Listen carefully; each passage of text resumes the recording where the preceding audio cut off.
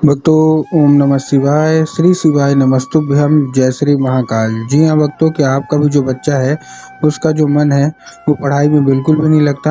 आप लोग के समझ में नहीं आ रहा कि आखिरकार हमारा जो बच्चा है वो पढ़ता क्यों नहीं है। जब भी आप उसको पढ़ाने के लिए बैठाते हो तो इधर उधर के कामों में लग जाता है, लेकिन पढ़ता बिल्कुल भी नहीं है। तो ऐसे में कौन सा उपाय करें ताकि आपका जो बच्चा है वो पढ़ाई की ओर आकर्षित हो, पढ़ाई में अव्वल आए। आज की इस वीडियो के माध्यम से हम आपको बताने वाले हैं कि आपको करना क्या है। तो बस उपाय आपको ध्यान से सुनना है, अच्छे से करना है। अगर आपने आज का ये उपाय ध्यान से सुन के अच्छे से कर लिया तो अवश्य रूप से आपका जो भी बच्चा है जिसका भी मन पढ़ाई में नहीं लगता, अवश्य रूप से उसका जो मन है वो पढ़ाई की ओर आकर्षित होगा ही होगा। देखिए, आपका जो भी बच्चा है जब भी आप उसको पढ़ाने के लिए बैठाते हो तो अगर मान लीजिए वो पढ़ाने के लिए बैठाते हो तो कहीं खेलने चला जाएगा, कहीं घूमने चला जाएगा, कहीं कोई और काम करने लगेगा, लेकिन पढ़ेगा बिल्कुल भी नहीं। आपको भी समझ में नहीं आ रहा कि आखिर ऐसा क्या हो गया जिसके कारण उसका जो मन है वो पढ़ाई में नहीं लगता। आपने उसके पीछे क्या कुछ नहीं किया। आपने बहुत अच्छा उसको स्कूल में डाल के रखा है, बहुत अच्छा उसको कोचिंग ट्यूशन दे रहे हैं, हर एक तरह की सुख सुविधा भी दे रहे हैं, लेकिन फिर भी उसका जो मन है, इच्छा है, वो पढ़ाई में बिल्कुल भी नहीं लग रही। तो ऐसे में कौन सा उपाय करें ताकि उसका जो मन और इच्छा है पढ़ाई में लगे और आपका भी सपना साकार हो, आज की इस वीडियो के माध्यम से हम समझेंगे। देखिए, आपको भी पता है कि जो पूज्य गुरुदेव की जो कथा है ना, उसमें क्या होता है, लाखों की भीड़ आती है। जैसे भीड़ आती है पूज्य गुरुदेव की कथा में, लाखों की भीड़ आती है। और जब गुरुदेव की कथा में लाखों की भीड़ आती है तो वहाँ ज़्यादातर जो भक्त रहते हैं वो क्या करते हैं, पत्र के द्वारा अपनी मनोकामना गुरुदेव तक पहुँचाते हैं। तभी गुरुदेव की कथा चल रही थी, आज से 4 से 5 महीना पहले की बात है। गुरुदेव की कथा चल रही थी और जब गुरुदेव की कथा चल रही थी तो वहाँ ज़्यादातर जो भक्त थे ना, उन्होंने क्या किया, पत्र के द्वारा, किसके द्वारा, पत्र के द्वारा अपनी मनोकामना गुरुदेव तक पहुंचाई। अब जब गुरुदेव के पास पत्र पहुंचा और गुरुदेव ने पत्र पढ़ा, तब गुरुदेव ने देखा कि ज़्यादातर जो भक्त थे ना, उनकी क्या एक ही मनोकामना थी। क्या मनोकामना थी? जो भी मतलब माता पिता थे कि गुरुदेव, हमारा जो बच्चा है उसका जो मन है वो बिल्कुल भी मन पढ़ाई में नहीं लगता। हम लोग बहुत ज़्यादा परेशान हैं कि उसका जो मन है पढ़ाई में लगे, लेकिन फिर भी उसका जो मन है ना वो पढ़ाई में बिल्कुल भी नहीं लगता। कृपया करके कोई उपाय बता दें ताकि उसका जो मन है वो पढ़ाई में लगे। जब गुरुदेव ने ये देखा तब गुरुदेव ने 2 से 3 उपाय बताए और कहा, केवल और केवल ये उपाय कर लेना, तुम्हारा जो भी बच्चा है जिसका भी मन पढ़ाई में नहीं लगता, मात्र ये उपाय करने से अवश्य रूप से उसका जो मन है ना वो अवश्य रूप से पढ़ाई की ओर लगेगा ही लगेगा।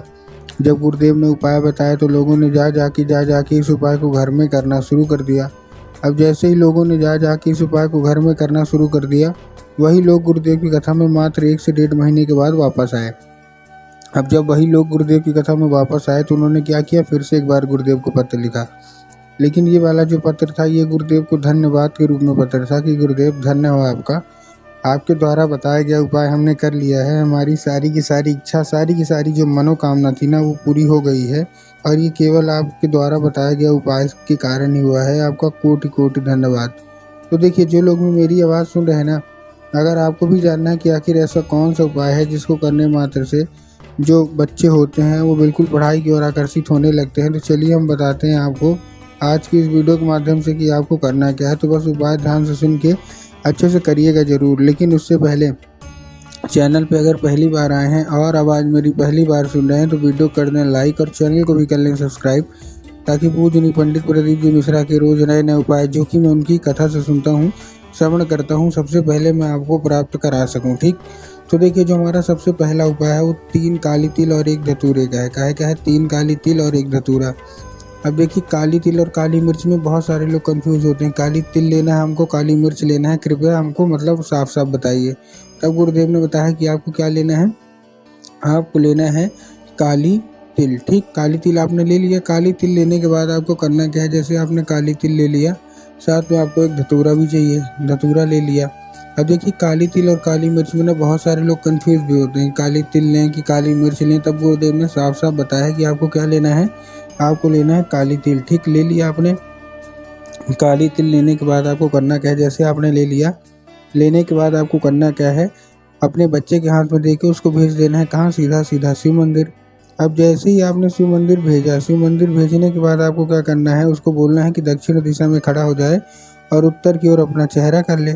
अब देखिए, दक्षिण और उत्तर में भी ना बहुत सारे लोग मतलब कंफ्यूज हो जाते हैं कि दक्षिण लेना है कि क्या, उत्तर क्या होता है, कृपया हमको साफ साफ बताइए। तब गुरुदेव ने साफ साफ बताया कि आपको क्या करना है, आपको आपको केवल और केवल एक कामना है। महादेव का एक सुंदर सा नाम है श्रम्भेश्वर महादेव। तो बस आपको करना क्या है, आपको श्रम्भेश्वर महादेव का नाम लेके उन्हीं का स्मरण करके चुपचाप क्या कर देना है, आपको अर्पित कर देना है बस। पूज्य गुरुदेव कहते हैं कि अगर आपने इतना ही कर दिया तो अवश्य रूप से जो भी इच्छा मनोकामना है ना वो पूरी होगी ही होगी, और आपका बच्चे का मन अवश्य रूप से पढ़ाई की ओर लगेगा ही लगेगा। ठीक है, ये था कौन सा, ये था हमारा पहला उपाय। अब हम चलते हैं अपने दूसरे उपाय की ओर। अब देखिए जो हमारा दूसरा उपाय है वो कौन सा है। इस उपाय में आपको देखिए करना क्या है। जो हमारा दूसरा उपाय है, इस उपाय में आपको लेना क्या है, इस उपाय में आपको लेना है एक लाल फूल। जो भी माताएं हैं ना उनको ये उपाय करना है अपने बच्चों के लिए। तो आपने एक लाल फूल ले लिया। अब लाल फूल कौन सा होना चाहिए, गुलाब का कि गुड़हल का, कोई सा भी हो जाएगा, चल जाएगा लाल फूल। बस एक दो चीज़ का ध्यान रखना है कि जो फूल है वो कहीं से भी कटा फटा या खंडित नहीं होना चाहिए। ठीक, ले लिया आपने फूल। फूल लेने के बाद आपको करना क्या है, आपको अपने, अब देखिए सबसे अच्छी बात इस उपाय की है कि इस उपाय को आपको अपने घर में करना है। आपको कहीं और बाहर जाने की ज़रूरत नहीं है। इस उपाय को केवल और केवल आपको घर में करना है। अब घर में करने के लिए आपको देखिए करना क्या है। घर में करने के लिए आपको माता सरस्वती की फ़ोटो होना अति अनिवार्य है। अगर आपके घर में माता सरस्वती की फ़ोटो है तब तो अच्छी बात है, लेकिन अगर आपके घर में माता सरस्वती की फ़ोटो नहीं है तो आपको बाज़ार जाना है, माता सरस्वती की फ़ोटो लाना है और अपने घर में उनको स्थान देना है। ठीक, दे दिया। स्थान देने के बाद शाम के वक्त जब भी आपके घर में पूजा पाठ होती है तो आपको चुपचाप क्या कर देना है, जब भी आपके घर में पूजा पाठ हो तो आपको चुपचाप क्या करना है, शाम के वक्त आपको लाल फूल अर्पित करना है माता सरस्वती को, और माता से उसको औषधि के रूप में मांगना है कि माता कृपया करके हमको इसको औषधि के रूप में प्रदान करिए। अब क्या होगा, वो औषधि का रूप ले लेगा। बस उसी रात जब आपका बच्चा खाना पीना खा के सो जाए तो आपको वही लाल फूल उठाना है और अपने बच्चे के माथे पे 2 से 3 बार आपको चुपचाप फेर देना है बस। पूज्य गुरुदेव कहते हैं कि उस फूल के जरिए स्वयं माता सरस्वती उसके दिमाग में प्रवेश कर जाएंगी और उसका जितना भी दिमाग इधर उधर के कामों में रहता है वहाँ से न रह के केवल और केवल जो उसका मन है ना वो पढ़ाई की ओर लगेगा ही लगेगा। ठीक, ये था हमारा दूसरा उपाय। अब हम चलते हैं अपने तीसरे और आखिरी उपाय की ओर। अब देखिए तीसरे और आखिरी उपाय में आपको करना क्या है। इस उपाय में आपको लेना क्या है, सिंपल सा बता रहा हूँ। सबसे पहले आपको इस उपाय में लेना है, आपको लेना है एक पान का पत्ता, और एक पान के पत्ते के ऊपर 2 से 3 बूंद आपको शहद मतलब का उसका लेपन कर देना है, शहद का।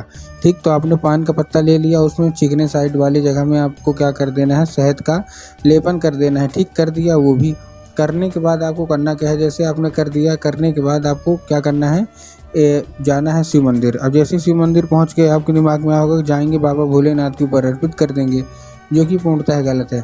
आपको बाबा भोलेनाथ के ऊपर अर्पित नहीं करना, आपको माता शोक सुंदरी के अर्पित करना है, जो कि जलाधारी के बिल्कुल बीचों बीच उनकी जगह होती है।